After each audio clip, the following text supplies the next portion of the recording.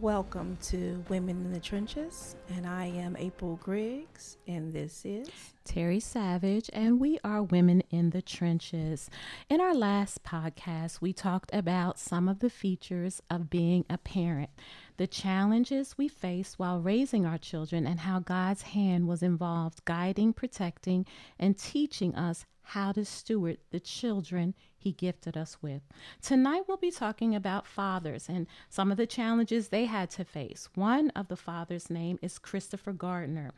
When faced with challenge of being a provider, he also seems as though he's faced with the challenge of feeling stuck.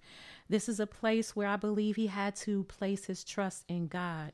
It seems as though Chris was in the pandemonium of life, the hustle and the bustle of hard work, the challenge of facing one windstorm after another, one obstacle after another, while also chasing a dream.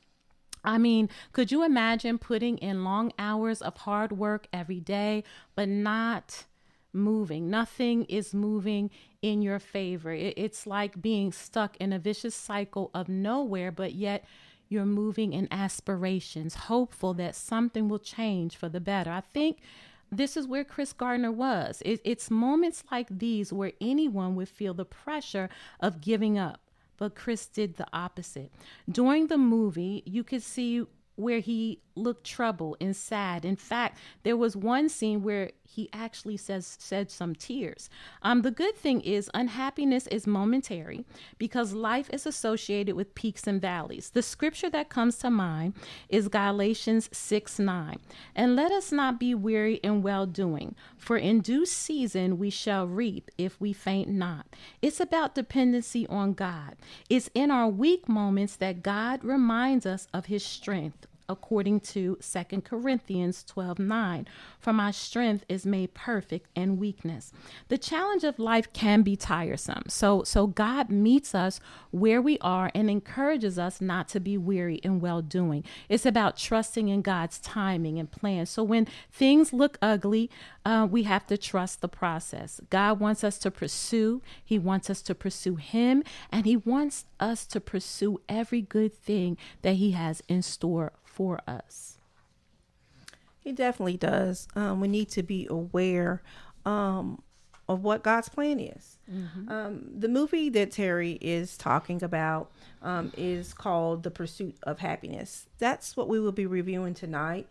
Just to try to give you a little background on the movie. It is PG-13.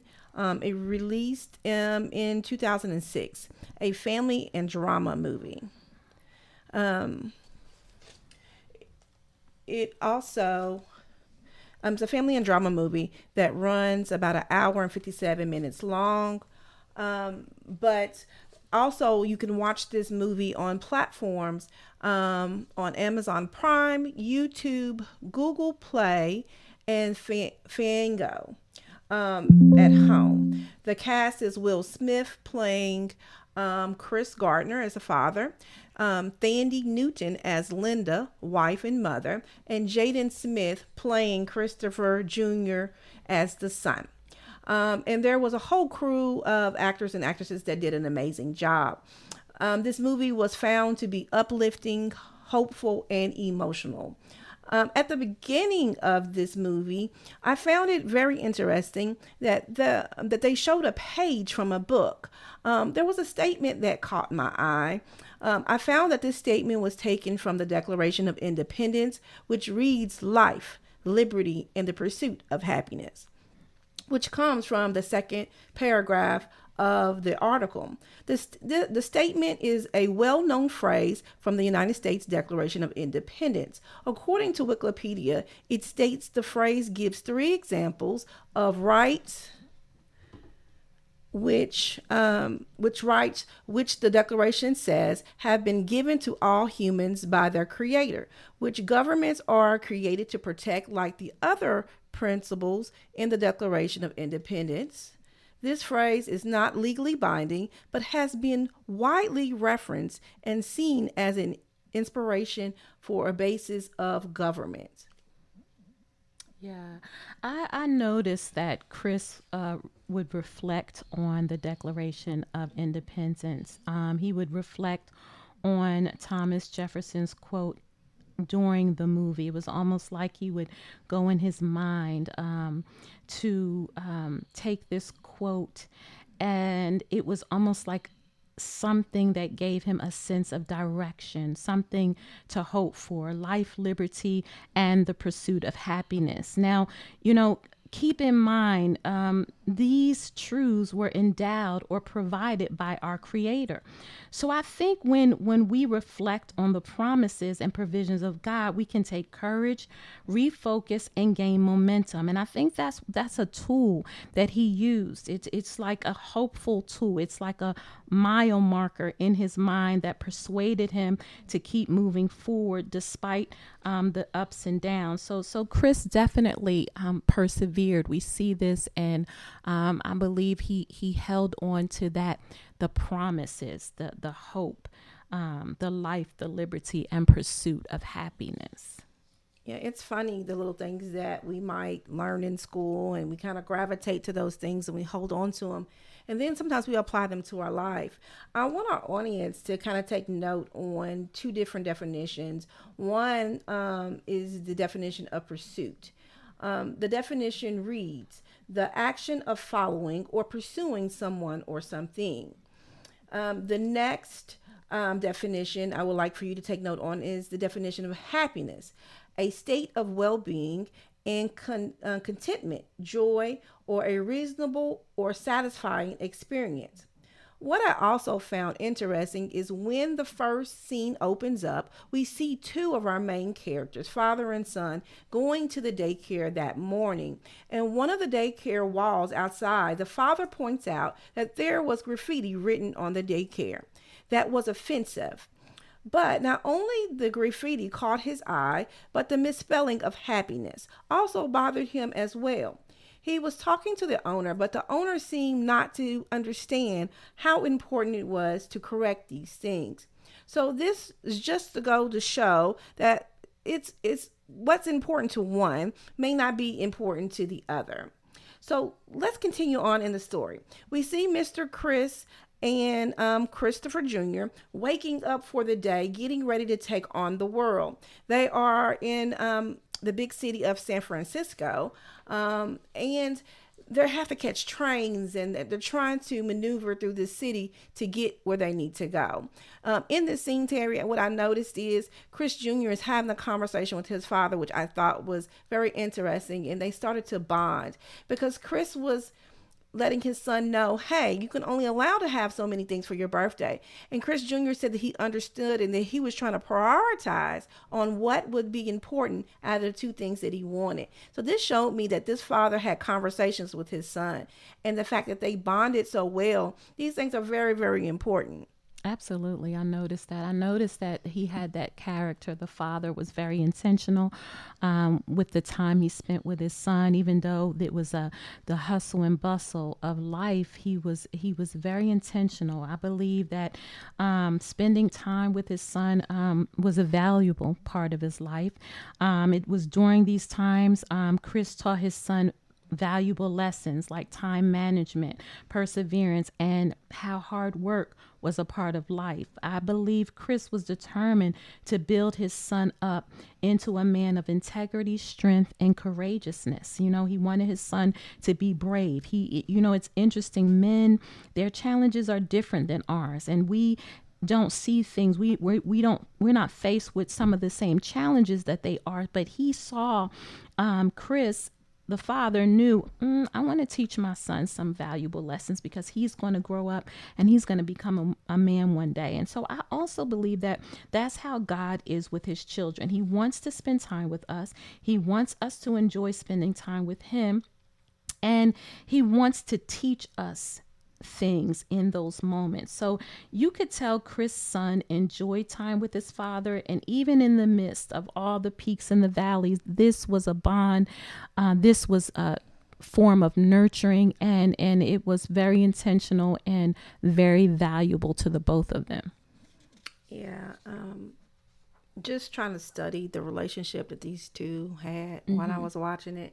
I thought it was very interesting, and I also thought it was interesting on how the director allowed the character to narrate his story. Mm-hmm. And so when this took place in the movie, we hear Chris's voice telling his story about his past and his future, which I thought, okay, well, this is great. This is gives us a great outlook, and we get to hear his voice.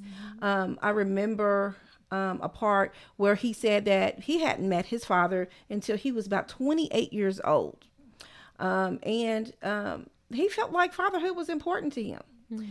He made the statement that he wanted to make sure that his children knew who he was. And so once again, we are seeing who this man is and some characteristics of him. Okay. Mr. Gardner also allows us to see that he's a salesperson. He was selling equipment for x-ray machines. And so he wasn't a very good salesman at times. So we don't really know if he was a good salesman or the product was bad. But either way, he struggled with trying to sell his product day to day. And so they allow us to witness this. During the scene, we do get introduced to his wife, and her name is Linda. And so we see the tension between the two, just day to day, for them trying to survive and financially provide for their family. And it seems like their relationship was stressed. Because of the finances and how to take care of the son and provide for him to make sure that he had everything. So in the son, you can tell that he was aware that there was always tension. You can tell in his body language. Kids pay attention to what's going on more than we realize. And so there was definitely some hardships in the very beginning. Absolutely hardships. It's interesting because when you talked about his machine, he invested his life savings, and so I can understand that. I think at one point, what I gathered from the movie is that at one point this was a happy moment for both of them. You saw them take a picture with all of this product that he bought, but it just showed us that I think as time changed, the product wasn't as valuable. Some of the doctors did not need the scanning machine, so it wasn't as valuable. And it's interesting how that can be a hardship for any of us, that you're investing, you put your all into it, and it's just not working out. And I just think sometimes those hardships, those are moments when God's transitioning us, and it's hard for us to transition because we don't see exactly what God is doing behind the scenes, right? So the hardship of the finances, the hardship of not having a good product, and knowing that, hey, this is the only way I can bring finances into my home, and then seeing his wife unmotivated, she got to a point where she said she wanted to leave because she was not happy, and so he basically said, it's okay. Go be happy. So those are hardship when you're suffering loss and you don't know what's really going on. You have to keep persevering. But we just know by faith that God is doing something. He's maneuvering us, and we don't see it. We don't feel it. So I'm sure this was a challenge. It was difficult, and we face difficult times as well, just like that. Yeah. So once again, Chris is this character, but it's actually a true story, Carrie. Yes, so this is actually a true story about a man's life. And so we're just kind of walking through with him right now. Okay. So a little fun fact that they pointed out in the movie that I thought was very interesting and kind of excited me a little bit. A fun fact is that Mr. Gardner, aka Chris, was introduced to a toy that was a popular toy from the 80s that was called the Rubik's Cube. What I remember about the Rubik's Cube when I was growing up is they said that people have to be smart to beat the Rubik's Cube. Chris Gardner didn't know anything about this game. His wife had brought it home, and it was supposed to be a gift for Chris Jr., but she said that he couldn't play with it because it was just going to be too hard for him. They do show us Chris sitting down for the very first time, and he actually solves it.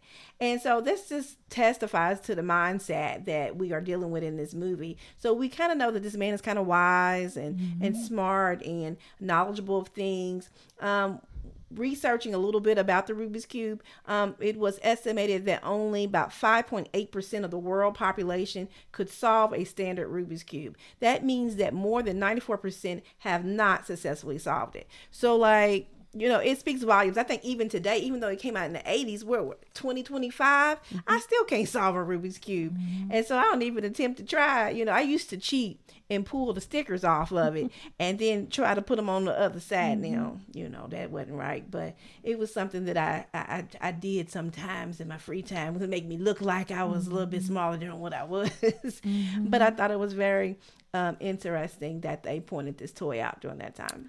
It was very interesting, and like you said, this gentleman or whoever wrote this movie, I think it was so interesting that he used the Rubik Cube, because the Rubik Cube symbolized problem solving, intellectual challenges, and perseverance needed to overcome obstacles. It also represents the complexity of life, requiring patience and strategic thinking to find a solution. So this Rubik's Cube almost as though it symbolized who Chris Gardner was. He was one that he didn't break under pressure. Yes, did he have some unhappy moments? Did we see him cry? But he was a man who was, when I tell you, he had this strength. He represented, he was able to stand in the face of challenge, the Rubik's Cube, the complexity of life. And there were times where he had to be patient and strategic in his thoughts. I remember when he went to go work for this company, he said he had to finish quickly. He had to do things differently than his co-workers, because there was a time that he had to face homelessness. So I don't want to get too far into the story, but this man, Chris, his life was like the Rubik's Cube. The complexity of the life, the patience it took for him to endure and to strategically think, just to think through his life and his day to day. Even when he was working, like I said, at the brokerage firm Dean Winter, he strategically planned out his work day. I believe God uses life challenges to teach us how to acquire certain disciplines, like Chris. It's funny because you said, when I did work with the Rubik's Cube, I would just put it down. I did the same thing. Yeah. I just put it down because that's what we do. Yeah. We if it gets too difficult, sometimes we're like, this is not for me. But this man, it showed that he had this state of mind. I'm going to pursue. I'm going to, yes, it's complex. It's things that I'm struggling with, but I'm going to continue to pursue, and I'm going to face these challenges head on. And so, yeah, I thought that was very interesting. It talked about the man and how he was built and what he was trying once again to put inside his own son. And like you said, it's a true story. And I'm sure you'll talk about the success of Chris and how everything panned out for him. I mean, this man was, he had the strength of God somewhere. Yeah, most definitely. I mean, we see, like, in the very, very beginning that he was hardworking and dedicated to his family off top. They show us that. It seems like Chris was very curious about life and what life would look like for him, and if he could find happiness. Sometimes we always wonder, can I be happy? Why am I not happy? He approaches a businessman on the street as he's out working to try to make a living. He asked this man, what did he do for a living to drive such a nice car? The businessman replies that he was a stockbroker. Chris wanted to know if he could did he have to have a degree in order to do this? The stockbroker told him, no, you just have to be good with numbers and good with people. Chris wanted to have the same smile on his face every day when he made a living for his family. He asked himself why he could not look like those people. Chris decided that he would like to pursue being a stockbroker. In the narration, he does say to himself that he wasn't always smart, and he didn't always make the best decisions about things.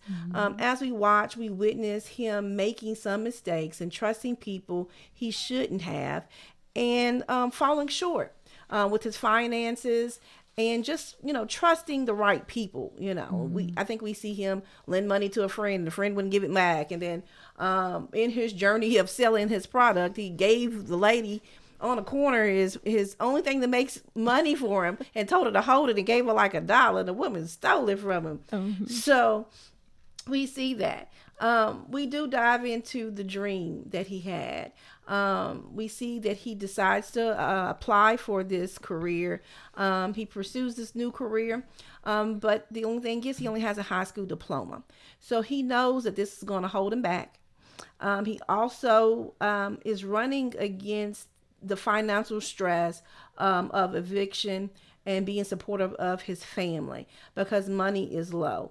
And just being happy, or being able to have the opportunity to be happy.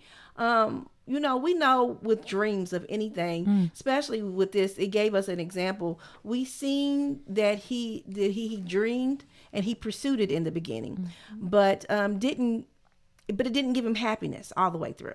But as we all know, with dreams, it takes work, and sometimes our dreams do not take form like we envision. We witness in the storyline that Linda decides to leave Chris because things are getting worse and promises are not being kept. And so that's hard, but that's the place that he is in. And sometimes it's a place that we find ourselves in. So just the dream not manifesting, or dreams shifting and changing and turning into something else. That's kind of like, dreams. I don't think we realize dreams come with trials. If we think about, I think it was Joseph and his brothers.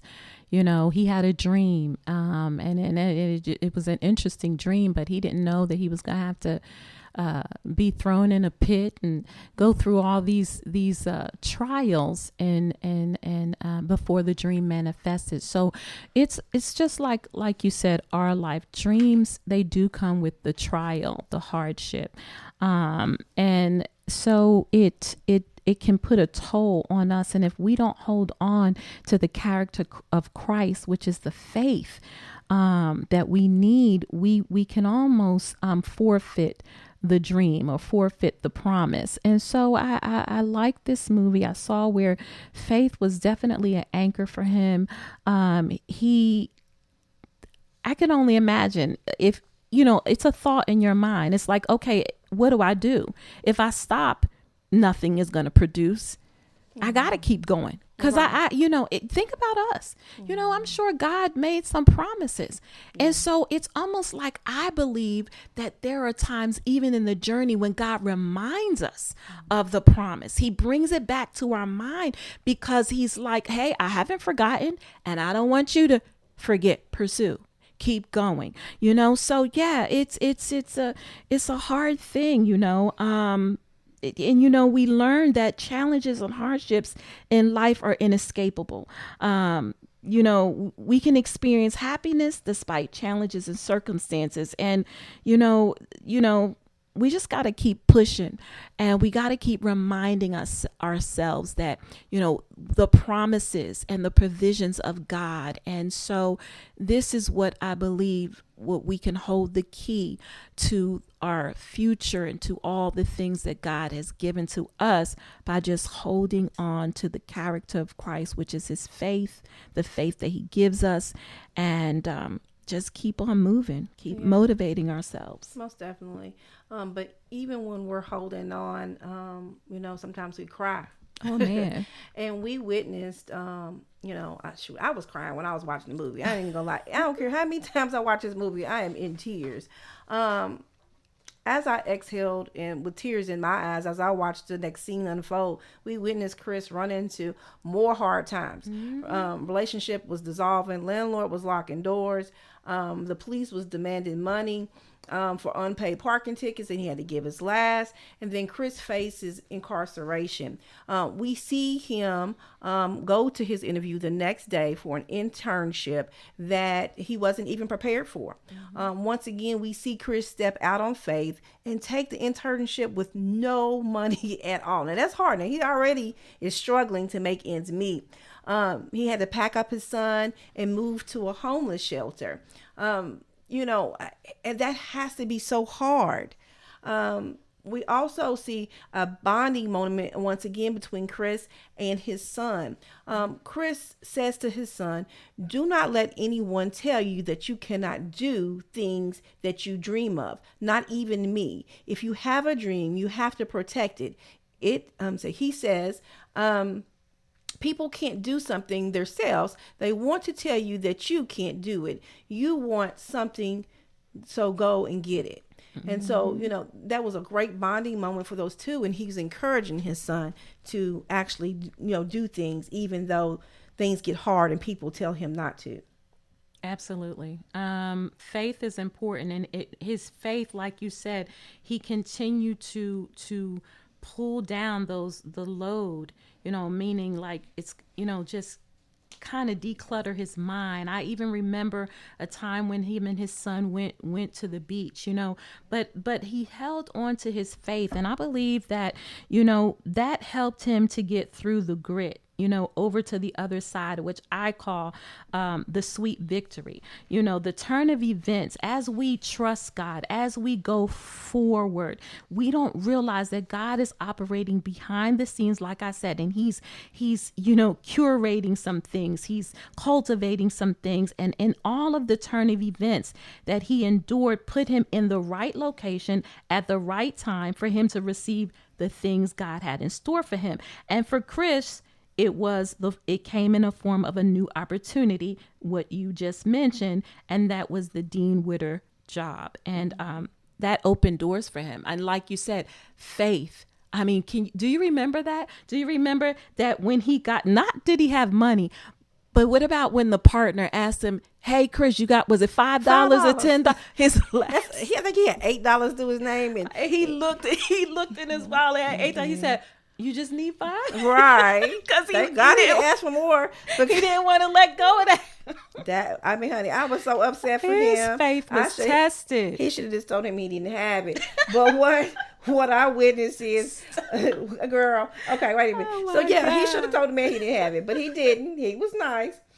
We witnessed through this movie that he had strength and courage, and the determination of Chris Gardner just showed throughout the movie. It constantly shows his struggles from day to day. His obstacles got in his way financially, physically, emotionally, and spiritually. We saw him try to be a father to cover and protect him and provide throughout the days that were hard, and it was ahead of him. We did witness Chris. He endured these obstacles on his job, people treating him like he was the help, and then also him facing the homelessness in the middle of all this. It's crazy. The days seemed very long and never ending. This story was very bittersweet. We saw all the storms that came against Chris and his family. We saw his dreams in the beginning, and then we witnessed things that tried to crush his spirit and take away his joy. What I love about the story is his persistence in pursuing happiness. He worked hard and getting the job, and it witnessed that many blessings that the Lord had in store for him and his family. So it was just a testimony that he could do it, but he had to press so hard, and it didn't come when he thought it was going to come. Absolutely. We are about to go into our song. We're about midway through. Tonight's song was selected by Miss Terry. She likes this song. It's called Waymaker. And let's see who sings it. What was the name of the artist, Terry? Leland. Let me look and see if I can get my information. I think it was Leland. There's many different versions of Waymaker, but is this one that she listened to and she really likes? So let's check it out.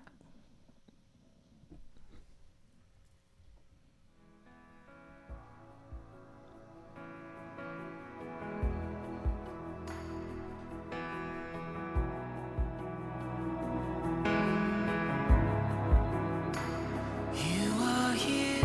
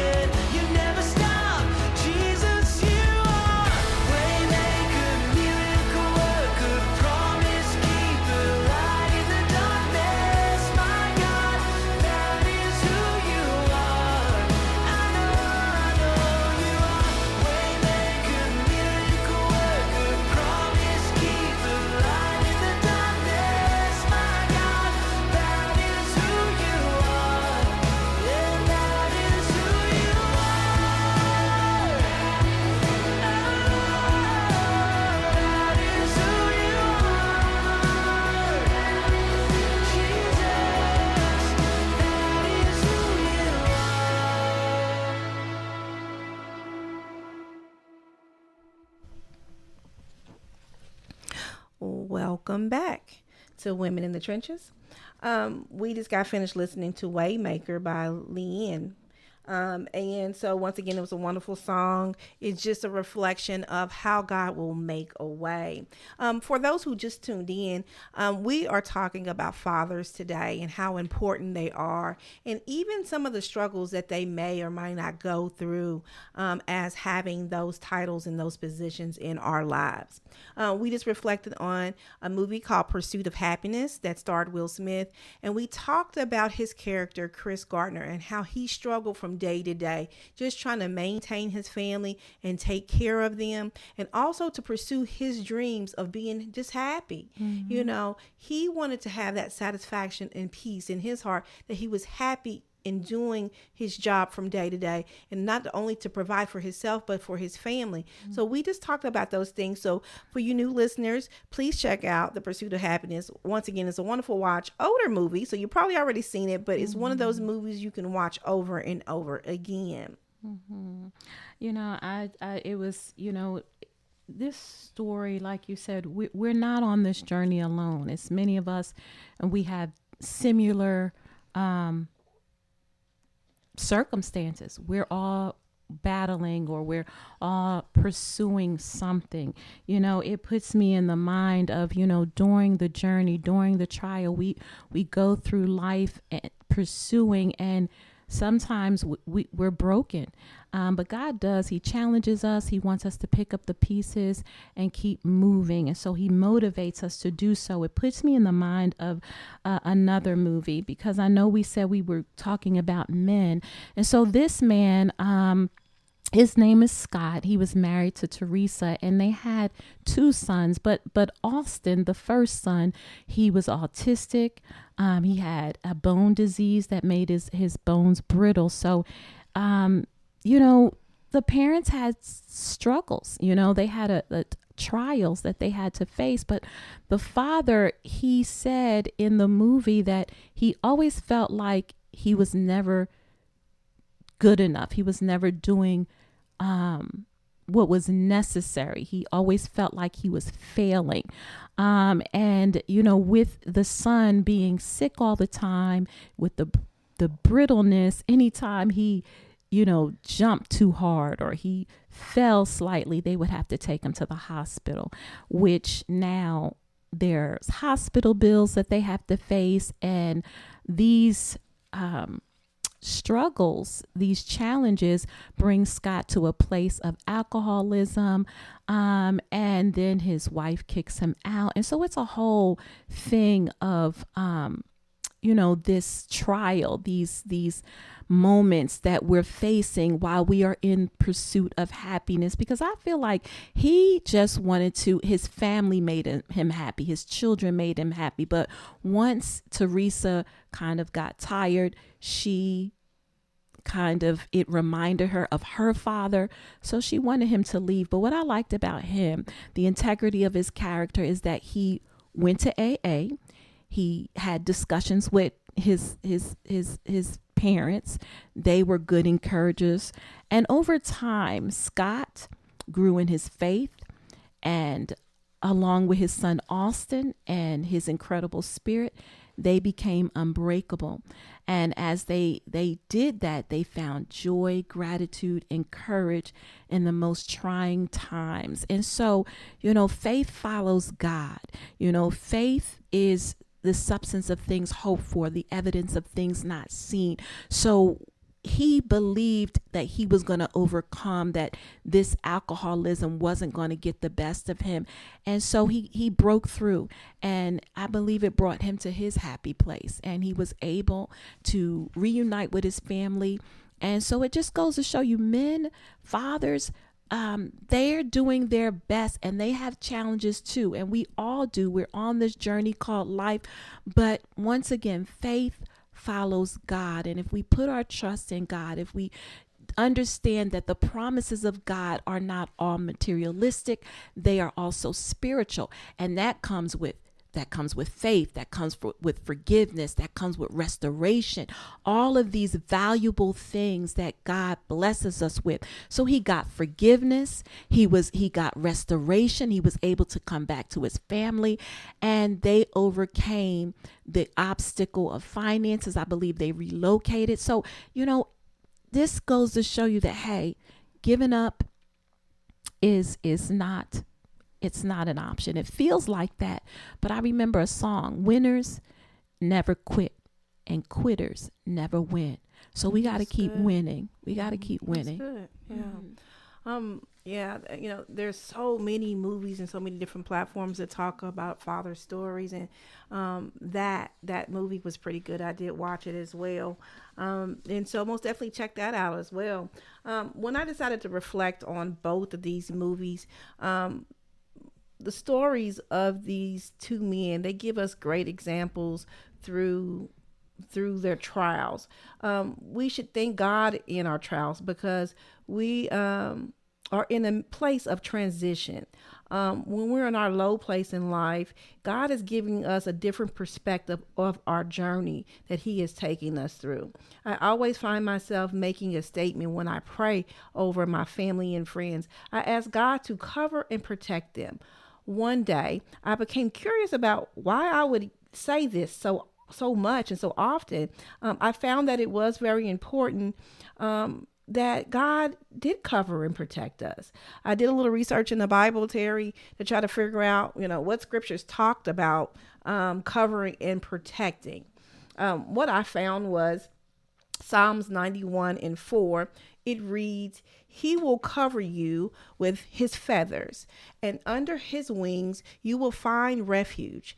His faithfulness will be your shield and rampart." So let's try to figure out some of these terms are. So refuge, that was used in that scripture. It's a condition of being safe or sheltered from pursuit, danger, or trouble. All right. Rampart. In the Bible, it states that rampart is a broad embankment or a protective barrier or wall. So I thought that was very, very interesting as well. More scriptures, more of Psalms. It seemed like it came from Psalms. I found Psalms 138:7 to be very interesting as well. "Though I walk in the midst of trouble, you preserve my life. You stretch out your hand against the raft of my enemies, and your right hand delivers me." And then the one that stuck with me last was Psalms 91:1. "Whoever dwells in the shelter of the Most High will rest in the shadow of the Almighty." Do you know how close you have to be to somebody to be in their shadow? Like, how awesome is that?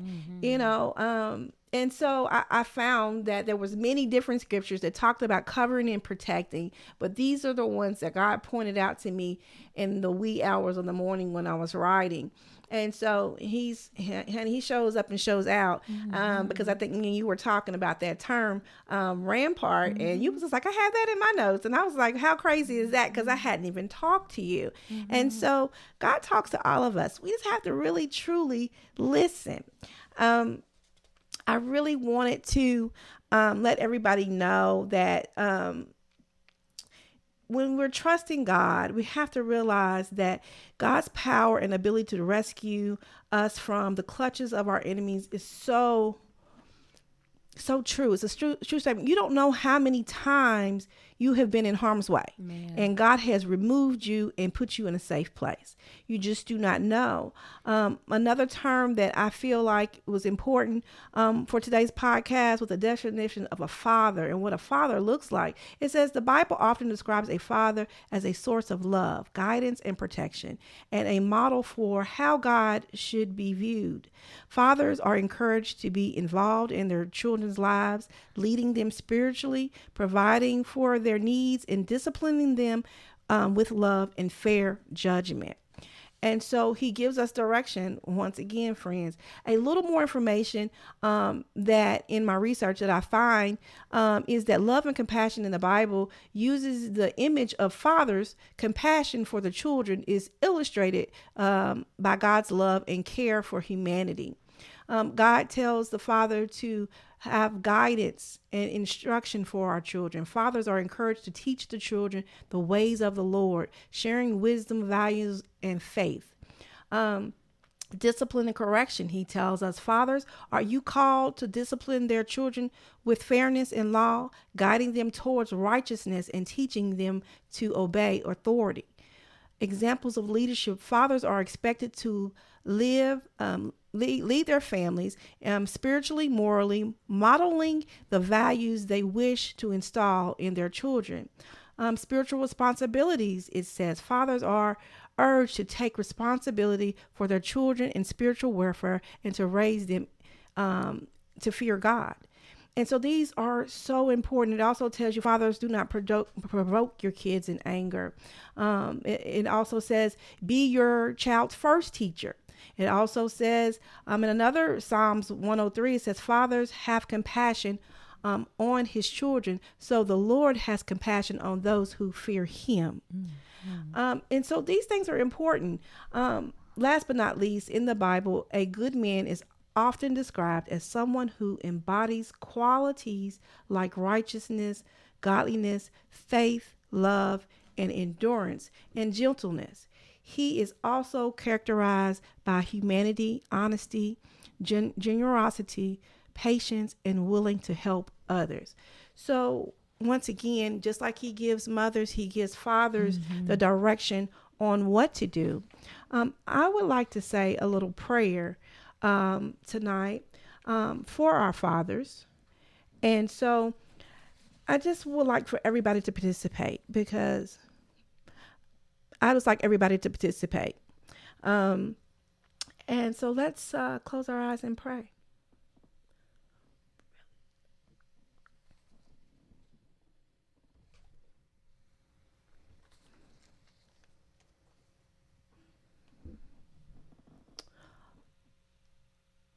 Ultimately, a man strives to live a life pleasing to God and positively impact those around him. Please take the time. Please take the time to do your research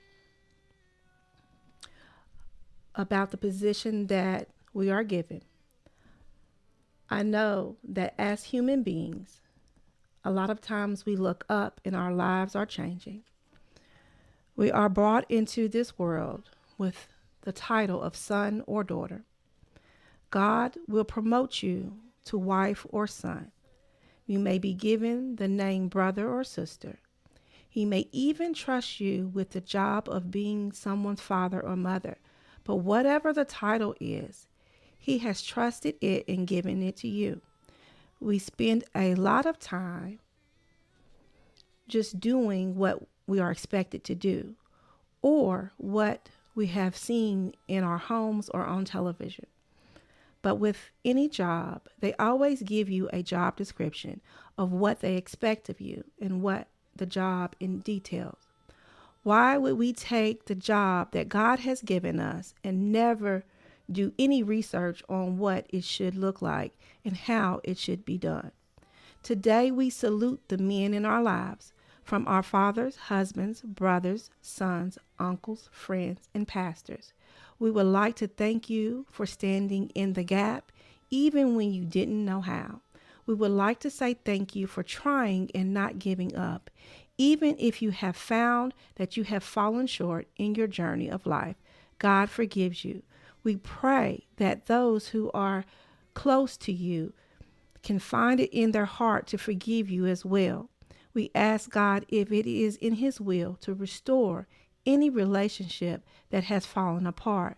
We ask God to give you strength and heal you in every way. God loves you. We ask God to cover and protect you as you go through the trenches of life, not removing the storm out of your way, but teaching you how to handle the storm when it comes.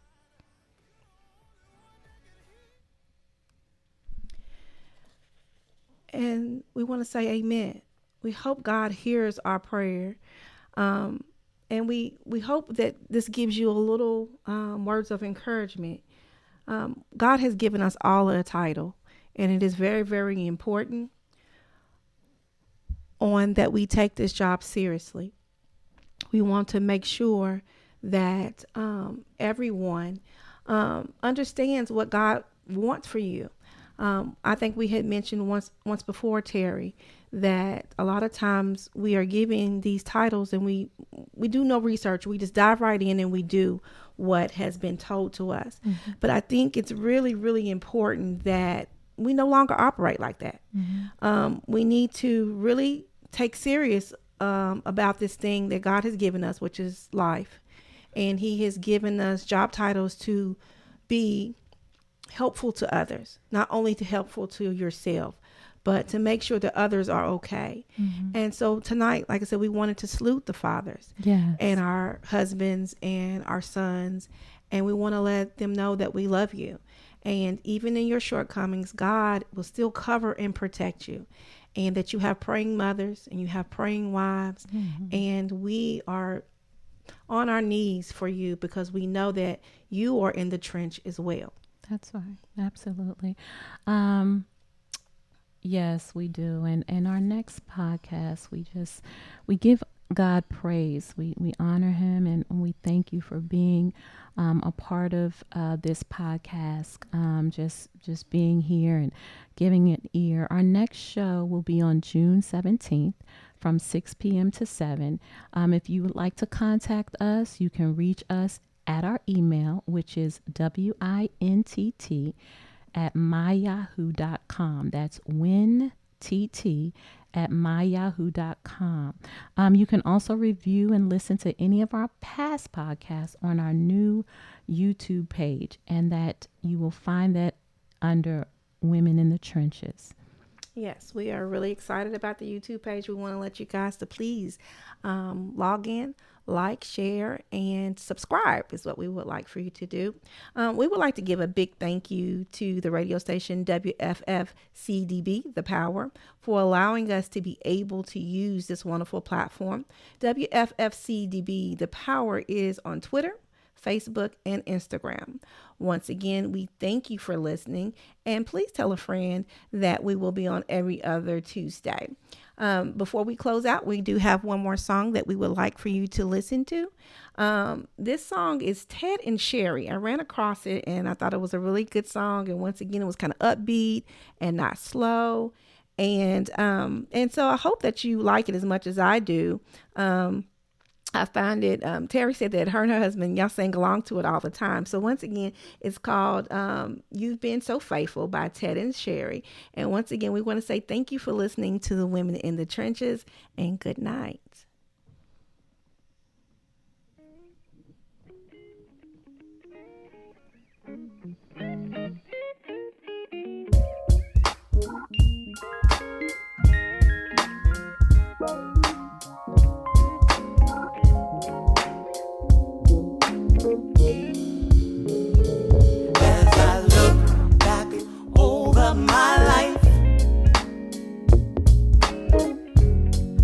See how your love has guided me. Even though I've done wrong, you've never left me alone. But you forgave and you kept on blessing. This I recall to my mind, therefore I have a hope. It is because of your mercies that we are not consumed. Because thy compassions fail not, they are new every morning. Great is thy faithfulness, great is thy faithfulness.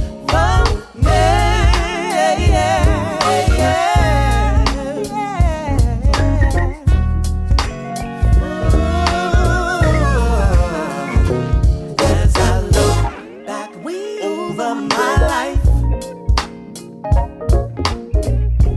I can see how your love has guided me.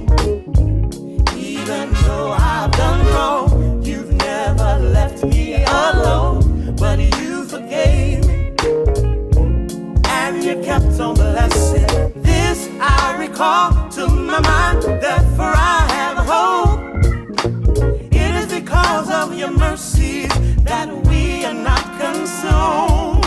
Because thy compassions fail not, they are new every morning. Great is thy faithfulness. Great is thy faithfulness.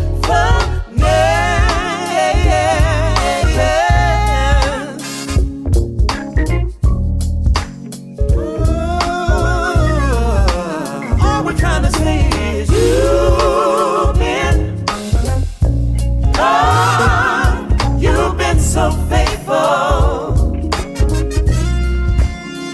I could never repay you, Lord, for what you done for me. How you loosed my shackles and you set me free. How you made a way out of no way, turned my darkness into day. You've been my joy in the time of sorrow, hope for my tomorrow, peace in the time of storm, strength when I'm weak and worn. I can never repay you, Lord, for what you done for me. How you loosed my shackles and you set me free. How you made a way out of no way, turned my darkness into day. Been my joy in the time of sorrow, hope for my tomorrow, peace in the time of storm, strength when I'm weak and worn. You've been, oh, you've been so faithful. Lord, you've been faithful.